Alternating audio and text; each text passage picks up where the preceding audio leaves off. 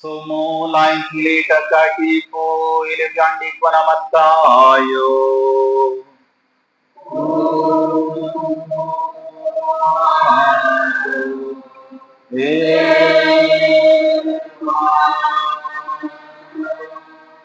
Yesu aliwaambia wafuasi wake, msidhani ya kuwa nalikuja kuitangua Torati au manabii. La, sikuja kutangua bali kutimiliza. Kwa maana amenawaambia, mpaka mbingu na nchi zitakapoondoka yodi moja wala nukta moja ya Torati haitaondoka hata yote yatimie. Basi mtu yeyote atakayevunja amri moja katika hizi zilizo ndogo na kuwafundisha watu hivyo, ataitwa mdogo kabisa katika ufalme wa mbinguni. Bali mtu atakayezitenda na kuzifundisha, huyo ataitwa mkubwa katika ufalme wa mbinguni. Maana nawaambia ya kwamba haki yenu isipozidi hiyo haki ya waandishi na Mafarisayo, hamtaingia kamwe katika ufalme wa mbinguni.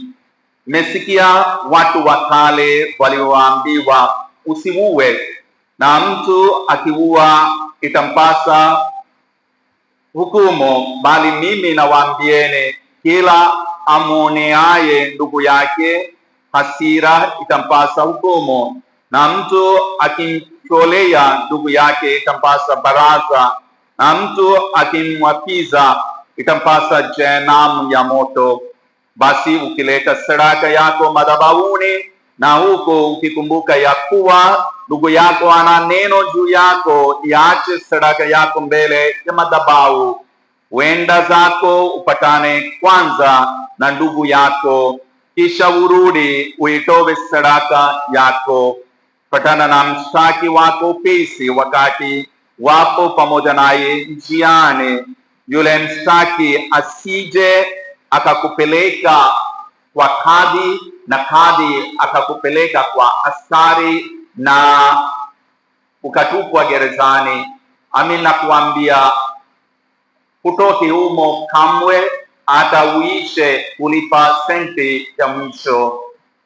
Mmesikia kwamba imenenwa, usizini.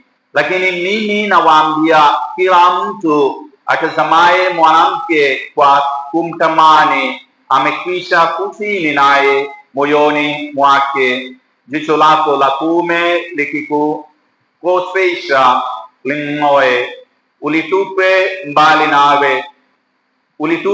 mbali nawe. Kwa maana ya kufaa kiungo chako kimoja kipotee, wala mwili wako mzima usitupe katika jehanamu.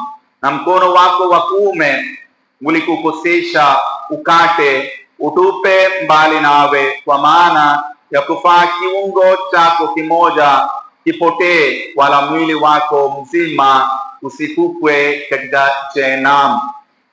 Imenenwa pia, mtu akimwacha mkewe na ampe haki ya talaka. Lakini mimi nawaambia,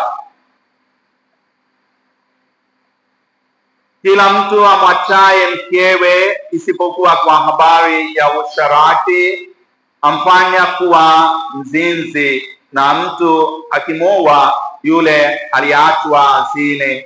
Tena mmesikia watu wa kale walioambiwa, usizuru, ila mtimizie Bwana nyapo zako. Lakini mimi nawaambia, usiape kabisa, hata kwa Mungu, kwa maana ndicho kiti cha enzi cha Mungu, wala kwa nchi, kwa maana ndiyo paa kuwekea miguu yake, wala kwa Yerusalemu, kwa maana ndiyo mji wa mfalme mkuu.